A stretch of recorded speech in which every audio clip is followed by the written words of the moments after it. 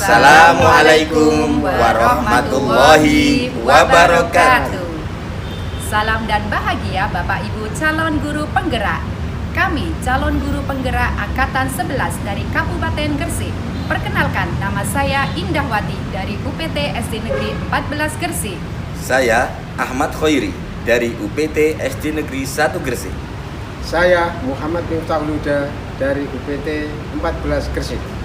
Kali ini kami akan mempraktekkan demonstrasi kontekstual pada modul 2.3 coaching untuk supervisi akademik, di mana kami akan berganti peran sebagai supervisor, coach, dan coachee. Tergerak, Bergerak, menggerakkan. Selamat menyaksikan.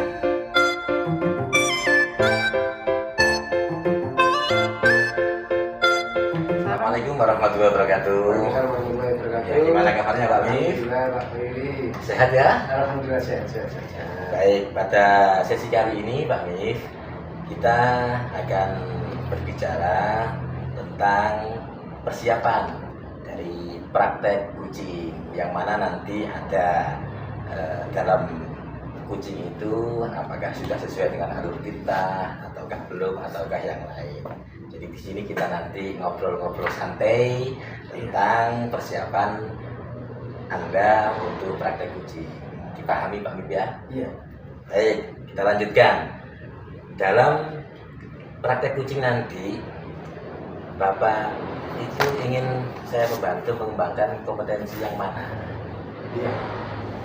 Nanti dalam coaching nanti alurnya saya akan mengembangkan yang pertama adalah presence, yang kedua mendengarkan penuh, kemudian yang ketiga adalah membuat pertanyaan yang secara tajam. Baik, jadi Bapak nanti ada presence, ada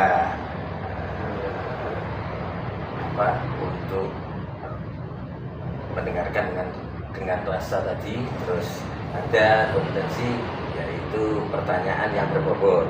Nah, dari ketiga itu nanti apa yang Pak Mif inginkan untuk saya amati lebih dalam?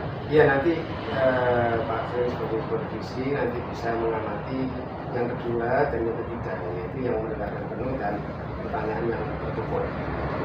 Baik, selanjutnya untuk penilaian, bagaimana nanti Bapak itu melakukan penilaian terhadap apa yang akan kita kembangkan ini? Nanti penilaian yang akan kami lakukan yang pertama adalah percakapan melalui alur kita, kemudian yang selanjutnya nanti adalah menggali potensi yang akan saya kembangkan, termasuk juga perlu banyak latihan untuk meningkatkan kompetensi dalam mendengarkan rasa. Jadi mungkin itu yang nilai yang akan kami lakukan. Baik, selanjutnya dari yang sudah kita lakukan tadi, apa harapan dari observasi yang akan kita lakukan bersama ini? Saya akan mengembangkan diri dalam coaching ini untuk menemukan solusi dari permasalahan daripada coaching yang akan saya coaching. Baik, kalau begitu mari kita bersama-sama lanjut ke praktek coachingnya. Oke, terima kasih. Assalamualaikum warahmatullahi wabarakatuh. Apa kabar Bu Linda? Waalaikumsalam warahmatullahi wabarakatuh. Alhamdulillah baik Pak Miftah. Jenengan sendiri bagaimana nih Pak Mif? Alhamdulillah. Alhamdulillah, Cik. Ada apa ini? Bu Linda tak tumben mau bertemu dengan saya. Apa kira-kira ya? Iya, ini nih Pak Mif, ada hal yang ingin saya bicarakan sama Pak Mif sebenarnya. Sudah lama sih tapi nggak bisa ketemu Pak Mif, baru hari ini bisa ketemu. Kok tumben kira-kira ada apa ya? Gini, sebenarnya ini permasalahan yang ada di sekolah saya ya Pak Mif ya.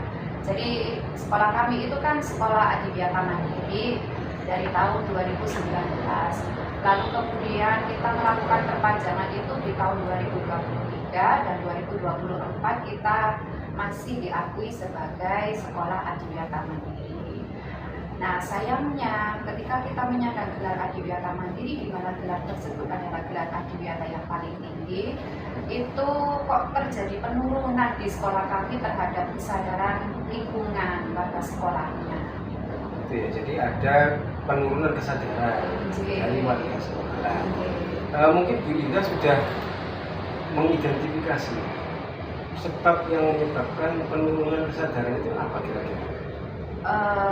Kesadaran lingkungannya itu turun mungkin karena warga sekolah itu sudah berada di zona nyaman kali ya Pak Mid ya. Karena kita itu kan sudah adiwiyata yang paling tinggi, yang mandiri, artinya itu sudah nggak ada lagi supervisi dari dinas lingkungan atau apa-apa, sehingga akhirnya kesadaran lingkungannya itu turun, terutama pada guru-gurunya. Gitu ya, jadi identifikasi masalahnya sudah ketemu, yaitu penurunan kesadaran karena sudah nyaman, titik nyaman itu karena sudah mandiri, orang-orangnya istilahnya sudah tidak ada penilaian lagi atau supervisi lagi dari pihak-pihak yang lain.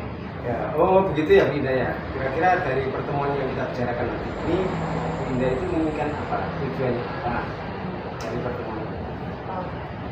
Saya itu ingin apa ya Pak ya, menumbuhkan kesadaran guru-guru terhadap adiwiyata, terhadap lingkungan seperti dulu lagi. Jadi kalau dulu itu sekolah kita itu yang hijau, kemudian apa namanya anak-anak itu bawa tumbler sendiri, sudah nggak bawa botol plastik. Nah itu kepingin saya galakkan lagi. Jadi adiwiyatanya itu nggak cuma slogan, tapi memang benar-benar dilaksanakan di sekolah. Gitu ya. Jadi kepinginnya Bu Indah itu mengembangkan pada hal-hal yang positif yang seperti itu pada saat awal-awal adiwiyata. Iya, betul sekali. Dengan penurunan kesadaran ini kira-kira kenapa Bu Indah? Oh ya, kalau menurut saya itu penurunan kesadaran ini mungkin karena apa ya Pak ya, kita sudah berada di zona nyaman kali ya. Kita itu kan sudah adiwiyata mandiri, artinya yang paling tinggi. Nah, kalau yang sudah paling tinggi itu artinya sudah tidak ada lagi supervisi atau visitasi dari dinas lingkungan atau dari Kementerian Lingkungan Hidup, sehingga kita itu merasa nyaman dan akhirnya semangat itu semakin kendor. Gitu. Jadi istilahnya penurunan kesadaran untuk lingkungan ini dikarenakan sudah adiwiyata mandiri, sudah merasa nyaman, tidak ada supervisi lagi. Nah, langkah-langkah Bu Indah dalam mengantisipasi penurunan itu, aksi nyatanya itu apa yang akan Bu Indah lakukan? Kalau saya itu pengennya itu mengajak guru-guru lagi seperti dulu gitu loh Pak. Jadi untuk kesadaran warga sekolah itu kan nanti utamanya itu dari guru ya. Jadi kalau gurunya nanti itu sudah bersemangat untuk lingkungan lagi, insya Allah anak-anak itu sudah akan meniru. Jadi saya itu kepengen guru-gurunya dulu lah yang kesadarannya itu semakin meningkat. Oke. Oh begitu ya Bu Indah. Kira-kira dalam kasus ini hambatan yang dialami itu apa kira-kira? Artinya sampai menjadikan penurunan kesadaran ini kira-kira secara spesifik. Ya kalau hambatan itu mungkin ya itu tadi Pak ya, karena memang kita sudah berada di zona nyaman sehingga kita sudah nggak bersemangat lagi. Intinya itu dari kesadaran lingkungan dari setiap warga sekolahnya, dan ini yang saya utamanya yang saya perhatikan itu dari guru-gurunya. Jadi hambatan di sini itu ya karena semangat guru-gurunya itu yang sudah mulai menurun, akhirnya siswanya juga tidak mau melaksanakan adiwiyata lagi, sudah nggak berwawasan lingkungan lagi karena gurunya juga semangatnya turun. Jadi intinya ada di gurunya. Kemudian apa rencana untuk yang Bu Indah lakukan untuk mencapai tujuan tersebut? Kalau saya sih kayaknya butuh komunikasi kali ya Pak Mid ya. Jadi kalau kita sudah komunikasi dengan guru-guru, kita ngomong santai sama guru-guru mengenai adiwiyata lagi, kita kembangkan lagi, itu nanti kayaknya lebih enak deh. Jadi nanti bisa melakukan komunikasi sama guru-guru, itu bisa secara klasikal bersama-sama, atau nanti saya juga bisa melakukan pendekatan secara personal masing-masing. Jadi nanti lebih mengena lagi gitu loh Pak. Ya, ada beberapa strategi yang Bu Indah lakukan. Kemungkinan dari strategi-strategi tersebut yang prioritas dulu itu yang mana? Kalau yang prioritas barangkali yang klasikal dulu mungkin ya. Jadi kalau ngomong ke guru-guru itu kan lebih baik yang bersama-sama dulu, baru nanti ke yang personal, yang sendiri-sendiri. Jadi nanti lebih mengenal. Nah itu nanti kalau secara klasikal barangkali nanti bisa ketemu guru-guru, kemudian saya ngomongkan tentang program adiwiyata, kita jabarkan lagi aksinya seperti apa. Nanti setelah klasikal itu barangkali nanti saya bisa melakukan pendekatan secara personal, mengajak Bapak Ibu guru untuk lebih semangat lagi. dari strategi itu barangkali ada strategi lain. Misal strategi yang pertama secara personal tidak menunjukkan hasil yang signifikan, barangkali ada strategi lain. Barangkali nanti saya juga bisa minta bantuan ibu kepala sekolah kali ya. Jadi nanti program ini kan akan berjalan dengan lancar itu nanti kalau ada dukungan dari ibu kepala sekolah. Meskipun saya sebagai ketua Adiwiata, tetapi kalau nggak ada dukungan dari kepala sekolah ya itu akan nonsen gitu loh ya Pak Mim ya. Jadi nanti bisa ngomong ke kepala sekolah, kemudian ibu kepala sekolah nanti bisa lebih memberikan penguatan juga kepada guru-guru. Jadi nanti mereka akan bisa lebih semangat lagi. Itu ya, Bu. Jadi ada bantuan dari kepala sekolah untuk menyadarkan stakeholder yang ada di sekolah. Kemudian kira-kira targetnya berapa lama untuk mengembangkan kesadaran dari kepala sekolah? Secepatnya kali Pak Mim ya. Jadi ini kan mereka rencananya itu kan mau komunikasi, mau ngobrol-ngobrol santai sama Bapak Ibu guru. Mungkin untuk bulan ini bisa langsung dilaksanakan, nunggu momen yang pas, barangkali semisal waktu rapat dewan guru itu kan nanti guru-guru itu kumpul. Nanti saya bisa bilang ke kepala sekolah untuk memberikan program tambahan ini. Nanti setelah rapat saya mau ngobrol-ngobrol santai tentang Adiwiata. Jadi nanti guru-guru bisa saya ajak ngobrol-ngobrol santai gitu masalah programnya. Kemudian dari rencana tersebut mesti ada keberhasilan. Nah, dalam hal ini ukuran keberhasilannya itu seperti apa? Kalau menurut saya ukuran keberhasilannya itu paling tidak ada perubahan lah dari guru-guru itu. Jadi ketika guru-gurunya yang sudah cuek dan tidak peduli lingkungan, mereka berubah ke arah yang lebih baik, mereka mau mengingatkan siswa-siswanya, entah itu melalui gerakan semut ataukah melakukan penghijauan di tamannya. Karena sekarang taman itu banyak yang gersang, jalan yang disiram gitu loh. Jadi mungkin saya nggak minta muluk-muluk, paling nggak itu ada kesadaran sedikit lah dari Bapak Ibu guru untuk ke arah yang lebih baik. Oke, Binda. Jadi sudah ada strategi atau rencana-rencana yang dilakukan. Dalam hal ini, Binda harus memiliki komitmen dalam melaksanakan strategi tersebut. Kira-kira komitmen yang bagaimana yang akan Binda lakukan? Rencana ini bisa saya mulai bulan ini ya Pak Mim ya. Jadi nanti saya bisa ngobrol santai dengan Bapak Ibu guru setelah rapat sekolah yang diadakan setiap bulan. Itu nanti bisa saya mulai bulan ini setelah saya memberikan wawasan mengenai Adiwiata secara klasikal. Nanti bisa saya lakukan pendekatan ke masing-masing guru, jadi nanti bisa lebih mengena. Tentunya saya juga akan minta bantuan kepala sekolah juga sih Pak Mim. Itu ya, jadi intinya dalam menjalankan strategi ini Binda juga harus ada yang namanya tanggung jawab. Nah, artinya tanggung jawab ini nanti penekanannya kepada siapa? Jadi penekanannya mungkin kepada guru-guru kali ya Pak Mim. Saya kan ingin menumbuhkan kesadaran Adiwiata itu sebenarnya kepada semua warga sekolah. Tetapi ini saya utamakan dulu kepada guru-gurunya. Jadi nanti penekanan awal itu mungkin kepada guru-gurunya dulu. Dan nanti bisa berkembang ke yang lainnya. Seperti itu ya Binda. Kalau seperti itu semoga rencana Binda dalam kegiatan coaching kali ini semoga terlaksana dengan baik. Sebelum Binda melaksanakan coaching, kira-kira tindak lanjut dari sesi coaching ini apa? Barangkali nanti kita bisa ketemu lagi Pak Mim untuk membicarakan masalah ini. Jadi nanti mungkin katakanlah Pak Mim ada waktu 2 minggu lagi, jadi nanti ketika ada perkembangan atau apapun nanti saya bisa konsultasi lagi, bisa ngobrol-ngobrol ringan lagi sama Pak Mim. Oh ya, dan mungkin itu sedikit yang dapat saya sampaikan untuk Binda, barangkali bisa membantu Binda dalam menyelesaikan masalah sekolah. Selalu Pak Mim. Ya, terima kasih juga. Selamat beraktivitas, semangat. Semangat. Assalamualaikum Mbak Mif. Waalaikumsalam warahmatullahi wabarakatuh. Ya, gimana nih perasaannya setelah melaksanakan coaching tadi? Perasaannya amat sangat senang karena sudah melaksanakan coaching dan sudah berjalan dengan baik. Alhamdulillah ya. Alhamdulillah. Itu luar biasa. Jadi baik pada sesi kali ini Pak Mif, saya ingin menanyakan apa tadi yang sudah dilakukan selama kucing tadi, kira-kira bisa diceritakan sedikit tentang yang menjadi indikator ketercapaian dalam pengembangan yang diinginkan tadi. Ya, gini, alhamdulillah saya sudah melaksanakan coaching dengan coach saya, yaitu Winda.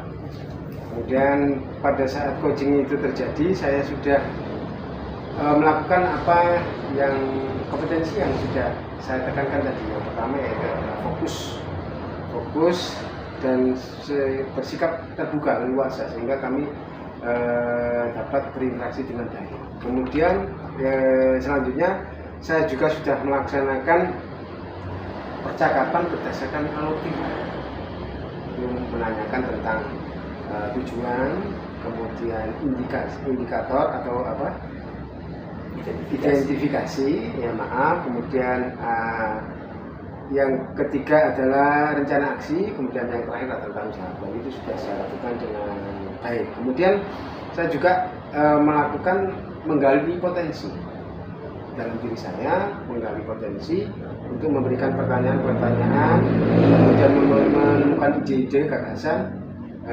supaya yang kita coach tadi akan mendapatkan solusi dari permasalahan tersebut. Gitu. Baik. Itu tadi apa yang sudah dilakukan ya, menurut Pak Mir. Jadi selanjutnya di sini kalau boleh nih saya ingin menyampaikan hasil pengamatan tadi yang di awal ketika pra observasi, yaitu ingin diamati lebih, itu adalah tentang bagaimana mendengarkan dengan fokus. Nanti setelah itu ada bagaimana menggunakan pertanyaan-pertanyaan yang berbobot. Boleh ya? Ini. Baik. Jadi berdasarkan apa yang sudah saya amati tadi, kami dalam alam kucing itu sudah luar biasa sekali, yakni terutama dalam menjalin kemitraan, terasa sangat akrab dengan Winda tadi ya. Terus tidak ada pelebelan atau pendapat yang mengarahkan pada asumsi Pak Nur sendiri, sehingga sangat objektif sekali. Dan dalam menjalankan dengan alur tintanya juga tadi sudah sangat-sangat tampak, di mana ada tujuannya juga jelas, bagaimana mengidentifikasinya, bagaimana menggali untuk kunci tadi, untuk ide-ide, menemukan rencana aksinya, selanjutnya yang terakhir itu tanggung jawab. Dan selama kucing tadi juga terlihat bagaimana ketika keadaan presence itu sangat-sangat tadi konsentrasi penuh, terus bagaimana tidak ada pelabeling juga, dan kunci juga mampu menemukan ide-ide yang sebenarnya sudah ada pada dirinya, hanya tadi mungkin di awal-awal merasa kesulitan untuk menggali ide-ide itu, tapi dari hasil coaching tadi sudah sangat luar biasa akhirnya menemukan. Dan fokus untuk yang tadi yaitu bagaimana mendengarkan dengan rasa, terus pertanyaan-pertanyaan pemantik yang berbobot tadi juga sudah kelihatan, sudah sangat nampak sekali, sehingga mempermudah kunci tadi untuk menemukan ide-ide yang ada dalam dirinya sendiri. Nah, terakhir nih Pak Mir, untuk kompetensi apa lagi nih kira-kira yang ingin dikembangkan setelah melakukan coaching yang barusan itu? Ya, jadi untuk kompetensi yang ingin saya kembangkan lebih lagi yaitu kompetensi pada memperdalam pertanyaan kepada coach, karena yang namanya pertanyaan itu harus lebih berbobot lagi. Kemudian yang kedua adalah harus tetap konsentrasi dalam artian apa yang kita bicarakan itu tetap harus fokus pada pembicaraan seperti itu. Ya, jadi menurut Pak Mir itu bagaimana kita itu selalu fokus dengan kunci tadi, biarpun itu misalnya lawan jenisnya harus menyesuaikan seperti itu ya, mungkin maksudnya tadi. Terus juga menjadi pemantik dengan pertanyaan-pertanyaan yang berbobot sehingga lebih tepat guna. Baik, jadi dari apa yang sudah kita bicarakan tadi dapat ditarik kesimpulan bahwa kegiatan kucing yang telah dilakukan oleh Pak Mif tadi sesuai dengan alur tinta dan juga dengan kompetensi inti kucing, yaitu bagaimana memunculkan kondisi presence, kondisi perhatian penuh, setelah itu tidak ada labeling dan seterusnya, sehingga muncullah mendengarkan dengan rasa dan memunculkan ide-ide, kalimat-kalimat pertanyaan pemantik yang berbobot, yang menggali, yang mampu menggali potensi dari kucing tadi. Baik, demikian itu saja Pak Mif. Sampai jumpa di lain kesempatan dalam kesempatan yang berbeda. Terima kasih Pak Choi atas kesempatannya untuk memberikan penilaian atau supervisi tentang coaching yang telah saya lakukan. Terima kasih. Iya, sama-sama. Assalamualaikum. Waalaikumsalam warahmatullahi wabarakatuh.